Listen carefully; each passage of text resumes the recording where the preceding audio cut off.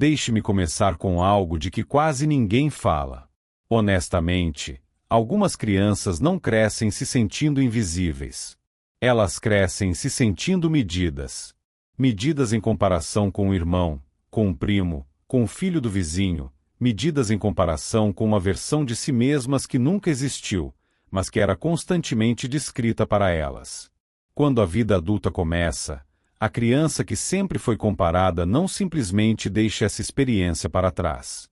Ela carrega em silêncio para os relacionamentos, para o trabalho, para a ambição e até para o descanso. Porque a comparação não ensinou apenas como ter desempenho. Ela ensinou como se relacionar. Nas amizades, pode surgir uma pressão silenciosa para continuar sendo útil. Elas escutam profundamente. Estão sempre presentes. Oferecem mais do que pedem. Mas por trás dessa generosidade existe um medo conhecido. Se eu parar de agregar valor, ainda vou importar? Muitas vezes, tornam-se a pessoa confiável, a forte, aquela que não precisa de muito. E as pessoas admiram isso. Mas admiração não é o mesmo que ser realmente conhecido. Nos relacionamentos amorosos, a comparação aparece de forma sutis. Elas podem ter dificuldade em acreditar que foram escolhidas por quem são, e não pelo que oferecem. O amor parece condicional, mesmo quando não é. Elas leem sinais onde não existem. Preocupam-se em serem substituídas mesmo sem evidências. Medem-se em relação a antigos parceiros, rivais imaginários, padrões idealizados. Isso cria uma tensão constante em segundo plano, não porque o parceiro seja pouco confiável, mas porque o sistema nervoso aprendeu há muito tempo que a conexão pode ser retirada. Então, o coração permanece em alerta. No trabalho, esse padrão se torna ainda mais evidente. Elas podem trabalhar demais não por paixão, mas por medo. Medo de ser comum, medo de ser ultrapassado, medo de se tornar invisível.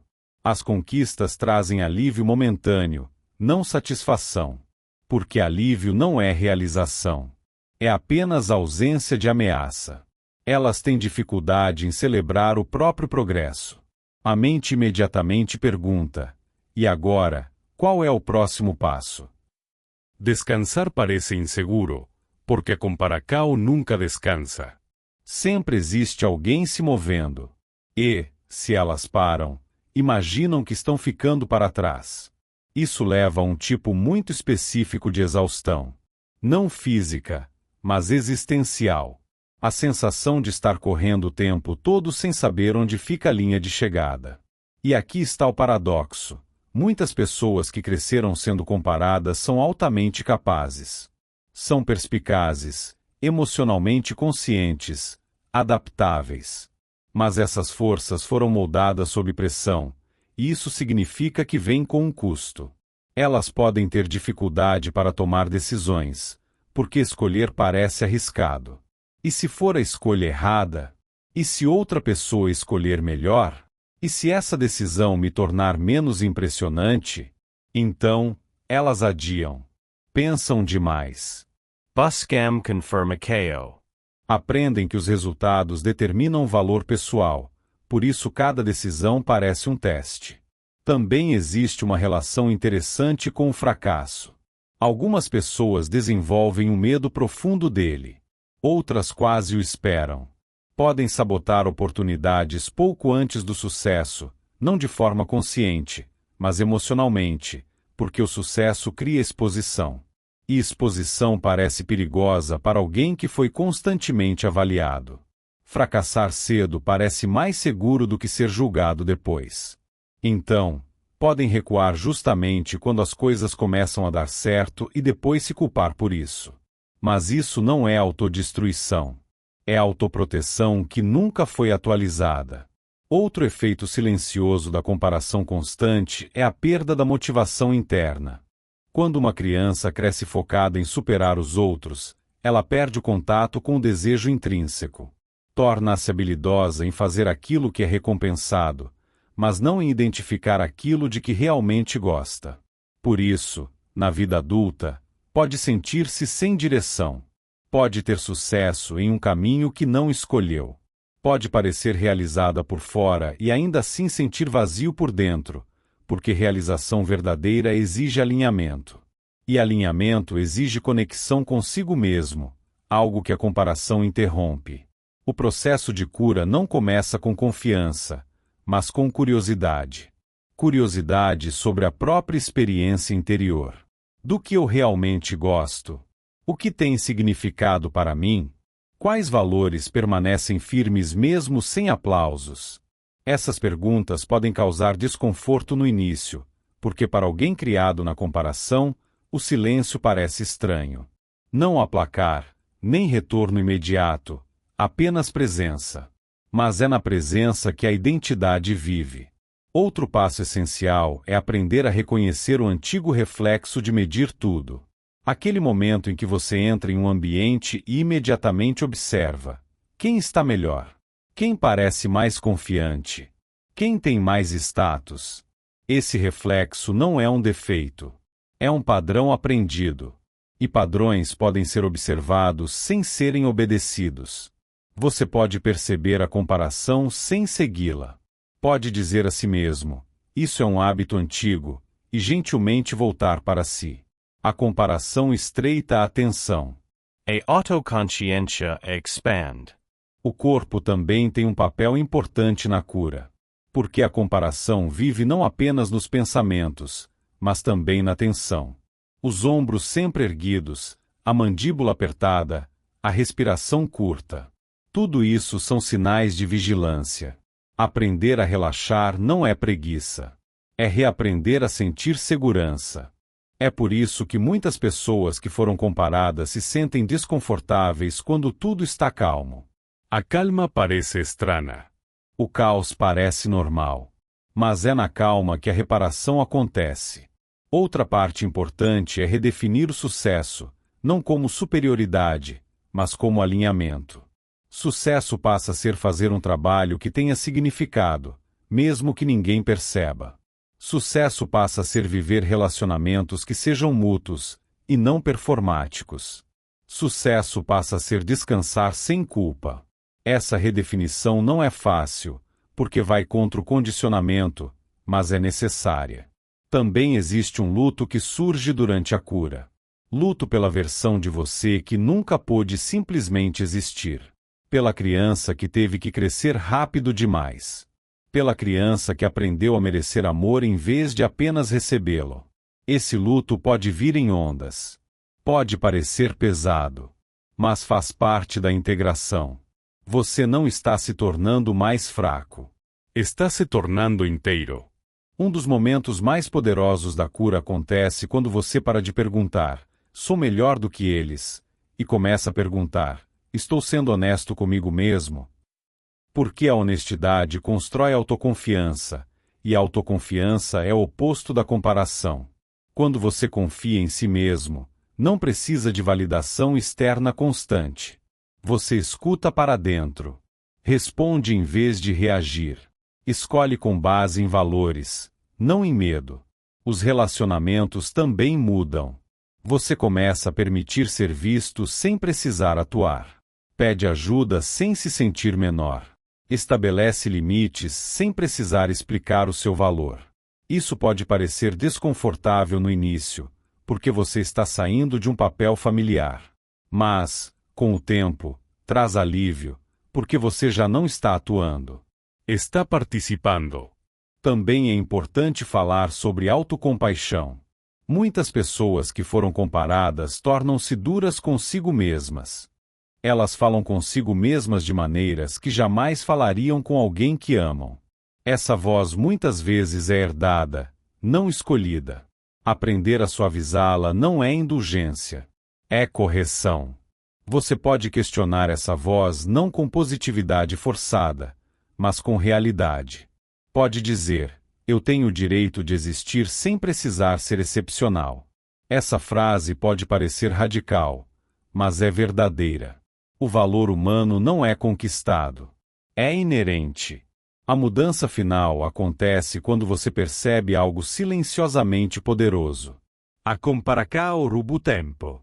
Tempo que poderia ter sido usado para explorar, descansar, conectar-se. Curar não significa tornar-se alguém novo.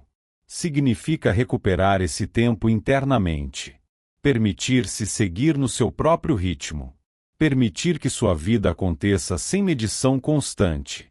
A criança que sempre foi comparada cresceu aprendendo a sobreviver à avaliação. O adulto em que ela se torna pode aprender a viver sem isso. Não perfeitamente. Não de uma vez só. Mas gradualmente, com gentileza e consciência. E um dia, sem perceber exatamente quando aconteceu, a pergunta interior muda. Já não é mais, sou suficiente em comparação com os outros? Passa a ser, estou sendo verdadeiro comigo mesmo hoje? E essa pergunta, ao contrário da comparação, não tem inimigo. Tem direção. Por que você não pode ser mais como eles? Veja como eles se comportam bem. Eles têm a sua idade e já estão indo muito melhor. No começo, parece inofensivo. Apenas palavras. Apenas motivação. Mas a criança escuta algo completamente diferente. Ela não ouve incentivo. Ela ouve substituição. Aprende muito cedo que o amor não é estável. Ele muda. Compara.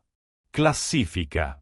E, lentamente, silenciosamente, algo dentro dela começa a se curvar. A criança que é sempre comparada não cresce perguntando: quem eu sou? A psicologia nos diz que a identidade não é formada no isolamento. Ela é formada no reflexo. Uma criança aprende quem é ao perceber como os outros respondem a ela. Quando essas respostas são constantemente filtradas pela comparação, a criança não desenvolve um senso sólido de identidade. Ela desenvolve um senso de posição. Primeiro lugar, segundo lugar, último lugar. Ela começa a entender a si mesma não como uma pessoa, mas como uma pontuação. E é aqui que o dano se torna invisível, porque essa criança ainda pode funcionar. Ela ainda pode ter sucesso. Ainda pode sorrir. Pode até superar outras pessoas mais tarde na vida. Mas, internamente, nunca está realmente parada. Está sempre correndo contra alguém que nem está ali. Quando uma criança é repetidamente comparada, seu sistema nervoso aprende uma lição específica. Segurança vem de superar. Aprovação é condicional. Afeto é conquistado. Descanso é perigoso. Isso não se torna uma crença consciente. Vira uma regra de fundo. E regras de fundo são as mais difíceis de desaprender. Pesquisas em psicologia do desenvolvimento mostram que crianças internalizam avaliações parentais como parte de sua voz interior. Por isso, quando a comparação se torna frequente, a criança não apenas a escuta externamente. Ela a absorve. Com o tempo, essa voz passa para dentro. Mesmo quando ninguém está olhando, a comparação continua. Ela está sozinha em um quarto e ainda assim sente que está sendo observada. Conquista algo e imediatamente pergunta: isso é melhor do que o que eles fizeram? Falha em algo e sente não apenas decepção, mas vergonha. Porque falhar não significa apenas: eu cometi um erro. Significa: eu fiquei para trás. Um dos efeitos mais mal compreendidos da comparação constante é o perfeccionismo. As pessoas costumam pensar que perfeccionismo vem de padrões elevados. Na realidade, muitas vezes ele nasce do medo. O medo de ser medido e considerado insuficiente. A criança aprende que erros não são neutros. Eles são evidências. Evidências de que alguém está vencendo. Evidências de que o amor pode se afastar dela. Então ela tenta eliminar os erros, não porque ama a excelência, mas porque teme ser substituída. E, ainda assim, não importa o quanto melhore, a linha de chegada continua se movendo. Porque a comparação nunca termina. Sempre existe alguém mais inteligente, mais rápido, mais calmo, mais realizado. Assim, a criança cresce e se torna um adulto que não sabe como sentir que chegou. Conquista algo significativo e não sente nada, porque o alívio é temporário e a comparação é permanente. Outro resultado é mais silencioso, mas igualmente doloroso: o encolhimento emocional. Algumas crianças, quando constantemente comparadas, não tentam vencer. Elas se retraem. Decidem, muitas vezes de forma inconsciente, que competir custa caro demais, que tentar atrai observação, Que se destacar aumenta a chance de ser julgado. então tornam-se agradáveis, discretas, fáceis de ignorar. Não pedem muito, não esperam muito e, por fora, podem parecer calmas. Por dentro, sentem-se invisíveis. Psicólogos às vezes descrevem isso como minimização aprendida. A criança aprende que ser menos percebida reduz o risco emocional. Se eu não tentar, não posso perder. Se eu não brilhar, não posso ser comparada. Mas essa estratégia tem um preço. Porque mais tarde, quando surge uma oportunidade, o corpo hesita.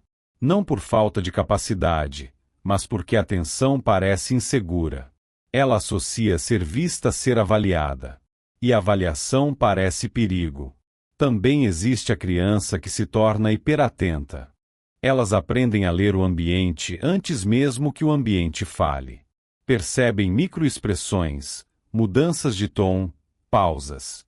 Observam como o elogio é distribuído, quem é celebrado, quem é corrigido. Essa criança cresce e se torna um adulto com intensa inteligência emocional. Mas não é uma inteligência tranquila. É uma inteligência de sobrevivência. Está sempre observando, sempre se ajustando, sempre calibrando a si mesma para continuar sendo aceita. Consegue sentir a decepção antes mesmo que ela seja dita. E, por causa disso, muitas vezes carrega responsabilidades que nunca foram suas. Tenta administrar as reações dos outros. Antecipa necessidades. Evita críticas antes que aconteçam. E, com o tempo, perde o contato com aquilo que realmente deseja, porque foi treinada a priorizar o que a manteria em boa posição. Uma das consequências mais dolorosas de crescer sendo comparado é a relação com o próprio valor. O valor pessoal torna-se externalizado. Passa a viver em notas, avaliações, números, validação. A pessoa pode dizer que acredita em si mesma, mas emocionalmente não confia nisso sem confirmação externa. O silêncio parece rejeição. Um retorno neutro parece negativo. O elogio parece temporário, porque a comparação ensinou que valor pode ser retirado. É por isso que muitos adultos que foram constantemente comparados têm dificuldade em descansar. Descansar parece algo não merecido. Se não estão melhorando, sentem ansiedade. Se não estão sendo produtivos, sentem que estão ficando para trás. O corpo não reconhece a quietude como segurança. Reconhece o movimento como proteção. Também existe luto nessa experiência. Luto pela infância que poderia ter existido. Uma infância em que a curiosidade era suficiente. Em que o esforço importava mais do que o resultado. Em que ser si mesmo não era uma competição. Mas a comparação interrompe isso. Ela transforma o desenvolvimento em desempenho. Em vez de perguntar, para o que eu me sinto naturalmente atraído? A criança pergunta, o que vai me tornar aceitável? Em vez de explorar a própria identidade, ela passa a perseguir aprovação. E aprovação é um alvo em constante movimento. Neurologicamente, isso importa. Quando crianças se sentem aceitas por quem são, seu sistema nervoso desenvolve resiliência. Quando se sentem aceitas apenas quando superam os outros, seu sistema nervoso desenvolve vigilância. Elas se tornam alertas até mesmo em ambientes seguros. É por isso que adultos que foram comparados na infância costumam pensar demais nas conversas. Repassam interacoes na mente. Procuram sinais de que fizeram algo errado. Aprenderam cedo que pequenas diferenças podiam mudar a forma como eram tratados. Por isso, nada parece pequeno. Tudo parece carregado de significado. A comparação também distorce relações entre irmãos. Em vez de conexão, surge competição silenciosa. Em vez de segurança, surge tensão. Mesmo na vida adulta, isso pode permanecer. Podem amar o irmão ou a irmã, mas uma parte deles ainda mede distância. Quem está melhor? Quem está mais próximo da aprovação? E essa comparação raramente é consciente. Ela funciona como um ruído de fundo. Sempre presente, sempre influenciando. É importante dizer isso com clareza. A maioria dos cuidadores que comparam crianças não pretende causar dano. Muitas vezes estão repetindo o que viveram, tentando motivar ou reagindo aos próprios medos. Mas o impacto importa mais do que a intenção. E o impacto da comparação é fragmentação. A criança aprende a se dividir. Existe a versão dela que é aceitável. E existe a versão que precisa ser escondida. Com o tempo, isso cria conflito interno. Ela sente que nunca está sendo completamente ela mesma em lugar nenhum. Elas se adaptam a todos os ambientes, o que parece força, até perceberem que não sabem quem são quando ninguém está olhando. Na vida adulta, muitas dessas pessoas se encontram exaustas sem entender exatamente por quê. Estão cansadas de manter um placar interno. Estão cansadas de provar algo que nunca foi claramente definido. Estão cansadas de perseguir uma sensação de ser suficiente que nunca chega. A cura começa com uma percepção simples, mas desconfortável. Você não está atrasado. Você não era insuficiente. Você estava respondendo a um ambiente que ensinou você a se medir em vez de se compreender. A criança que sempre foi comparada aprendeu estratégias que a ajudaram a sobreviver emocionalmente. Essas estratégias eram inteligentes, mas talvez já não sejam mais necessárias. Aprender a separar valor pessoal de comparação não acontece de um dia para o outro. Isso envolve perceber quando a velha voz aparece. A voz que pergunta: qual é a minha posição? Em vez de como eu me sinto. Envolve praticar uma referência interna. Consultar seus próprios valores em vez de depender de resultados externos. E, acima de tudo, envolve luto. Luto pela validação de que você precisava, mas não recebeu de forma incondicional. Esse luto não é fraqueza. É honestidade. E honestidade é o começo da integração. Porque, no momento em que você para de se comparar, algo estranho acontece. Você começa a sentir seu próprio peso novamente. Não pesado. Real. E é aí que a história começa a mudar.